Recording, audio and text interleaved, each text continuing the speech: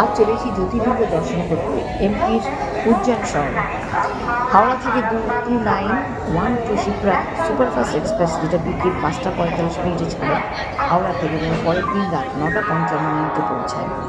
Ujjain station থেকে আপনি auto নিয়ে মহাকর্ষ মন্দিরের কাছে হোটেলে নিতে পারেন, বা উজ্জয়ন স্টেশনের কাছে কোনো হোটেলে থাকতে পারেন। একটি অটো রিজার্ভ করে মহাকালেশ্বর এবং উজ্জয়নের অন্যান্য মন্দির দর্শন করতে পারেন।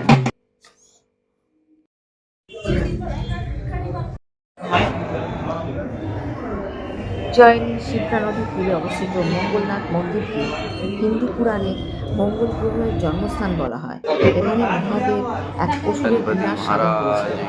অনেকে এখানে মঙ্গল পূজা করতে আসেন।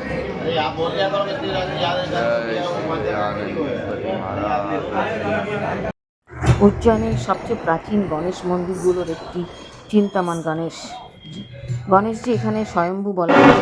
এখানে প্রার্থনা করলে মন থেকে চিন্তা, দুশ্চিন্তা, ভয়, মানসিক চাপ সব কিছুই ধুয়ে মুছে যায়।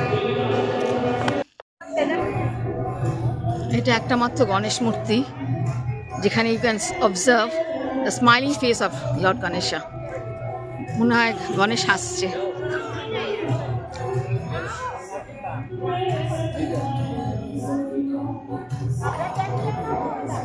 এই প্রেমিস সেখানে হাতি আছে। এবার এসেছি ইস্কন মন্দির। ইস্কন মন্দিরে ঢুকলেই প্রথমেই চোখে পড়ে তার সাদা শুভ্র স্থাপত্য, একেবারে স্বর্গীয় সৌন্দর্য, রাধা মাধবের বিরাট সজ্জিত বিগ্রহ। শনি মন্দির ঢুকতেই এক ধরনের গম্ভীর তীব্র শক্তির অনুভূতি আসে। কালো পাথরের শনিদেবের মূর্তিটি যেন আপনাকে নিঃশব্দে আশ্বাস দিচ্ছে, ভয় পেও না, আমি আছি। উজ্জয়নের নবগ্রহ শনি মন্দির হলো এমন একটি পবিত্র স্থান যেখানে 9টি গ্রহ দেবতার সম্মিলিত পূজা হয়। শনিদেব জীবনের কষ্ট, বাধা ও অশুভ প্রভাব দূর করে সুরক্ষা দেন। এখানে ভিডিও বা ফটো তোলা ভীষণভাবে নিষিদ্ধ ছিল। আমরা এতদিন পঞ্চমুখী হনুমান দেখেছি, আজকে 11মুখী হনুমান দেখতে এসেছি। 5 সামনে, 5 পিছনে, আর উপরে একজন। এই দেখুন, এখানে 5 পিছন দিকে, আর উপরে চোখ দেখা যাচ্ছে। সন্দীপনী আশ্রম। এই আশ্রমটি হলো পৌরাণিক গুরু সন্দীপনীর স্মরণে নির্মিত একটি পবিত্র স্থান। এটি বিশ্বাস করা হয় যে এই আশ্রমে ভগবান কৃষ্ণ ও বলরাম তাদের শিক্ষা গ্রহণ করতেন। আশ্রমে কৃষ্ণ, বলরাম, সুদামা এবং মহর্ষি সন্দীপনীর মূর্তি রয়েছে।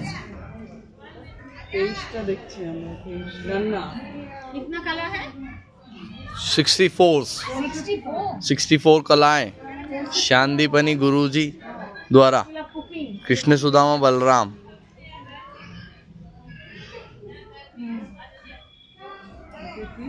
Method of cooking शरबत including beverages, মানে ডেজার্ট বানানো। এটা কি শরবত বানাচ্ছে, সিউইং মানে সেলাই করা। দেখো নন্দী দাঁড়িয়ে আছে, এটা দেখা যায় না কিন্তু কোথাও। আশ্রমে কৃষ্ণ, বলরাম, সুদামা এবং মহর্ষি সন্দীপনীর মূর্তি রয়েছে এবং 6000 পুরানো একটি শিবলিঙ্গ আছে। গদকালিকা মাতা মন্দির। এখানে সতীদেবীর ঠোঁট পড়েছিল। নবরাত্রিতে বিশেষ পূজা ও তন্ত্র সাধনা অনুষ্ঠিত হয়। গুহাটির একটি গল্প আছে। প্রাচীনকালের কথা, রাজা ভর্তৃহরি তার দ্বিতীয় রানী বিমলার উপর মোহিত ছিলেন এবং ওকে অত্যন্ত বিশ্বাস করতেন। পত্নীর মোহে রাজা নিজের কর্তব্য ভুলে বসেছিলেন। সেই সময় এক তপস্বী গুরু ওইখানে উপস্থিত হন, গোরক্ষনাথ। রাজা ওনার অনেক খাতির করলেন, তাতে তপস্বী খুব প্রীত হলেন রাজার সেবায়। তিনি খুশি হয়ে রাজাকে একটি ফল দিলেন। ওই ফল খেলে সে চির যৌবন প্রাপ্ত হবেন, কোনোদিন বুড়ো হবেন না। झुकिए, थोड़ा झुकिए, पूरा झुकिए नीचे। রাজা ওই ফল রানী বিমলাকে দেন। বিমলা সেই ফল একজন সেপাহীকে দেন। সেপাহী দেন অন্য মহিলাকে। মহিলা দেখলেন এই ফল রাজা খেলে রাজা অনেক দিন ইয়াং থাকবেন, তাই তিনি ফলটা রাজাকে দেন।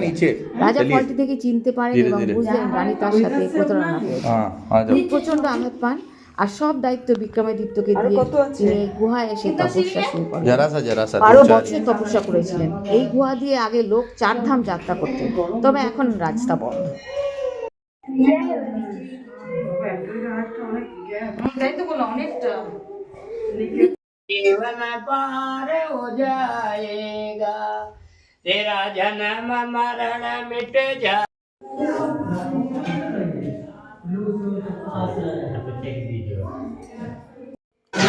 এবার এসেছি রামঘাটে সন্ধ্যা আরতি দেখতে। এখানেও বেনারসের মতো সন্ধ্যাবেলায় আরতি হয়, তার প্রিপারেশন চলছে।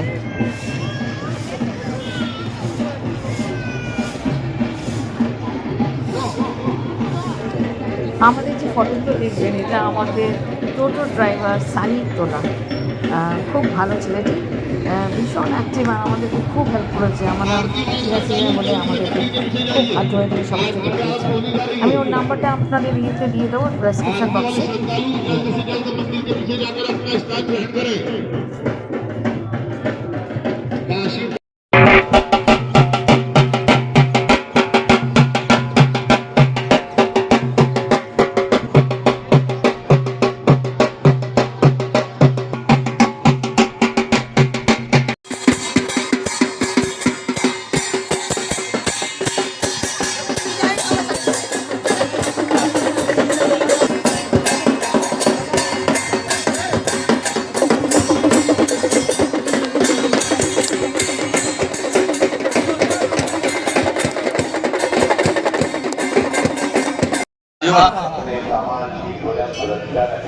হর্ষিদি মাতা মন্দির, এটি রুদ্রসাগর লেকের পাশে অবস্থিত।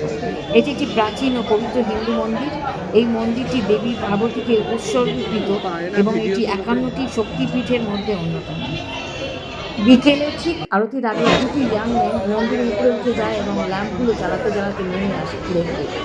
The ease and speed at which they do it is such a pleasure to watch. দুটো টাওয়ারে যখন সব প্রদীপ জ্বলে ওঠে, তার দৃশ্য অপূর্ব, সিম্পলি আই শুধু।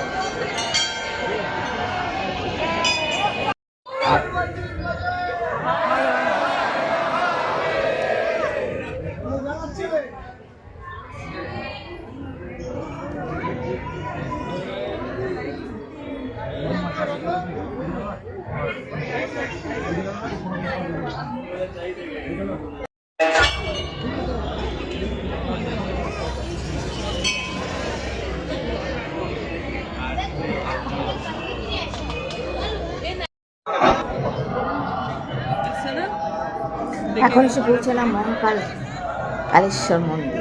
ये क्या हो रही है? अपने आप क्यों चल रही है ऑटोमेटिक? টিভিতে আমরা দেখতে পেলাম।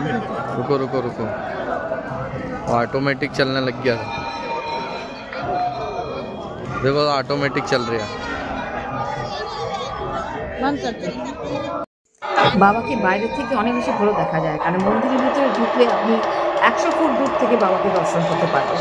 কাছে তো যাওয়ার প্রশ্নই নেই, এমনকি দেখাটাও খুব দুষ্কর।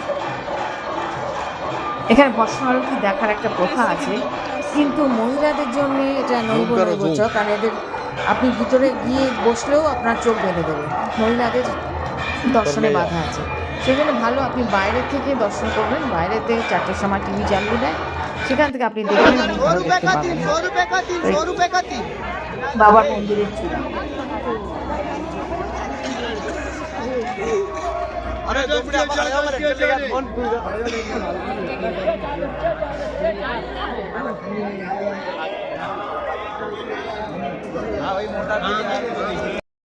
মহাকালেশ্বর মন্দিরের পাশেই বিক্রমাদিত্যর স্ট্যাচুটা, একদম ঠিক তার পাশেই।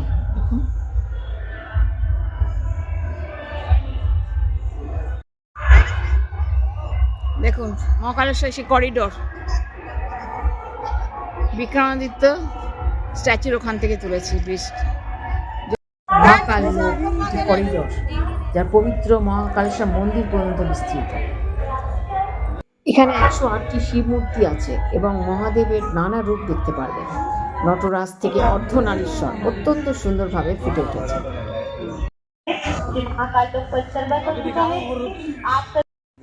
সব মূর্তিগুলি দেখানো সম্ভব হলো না।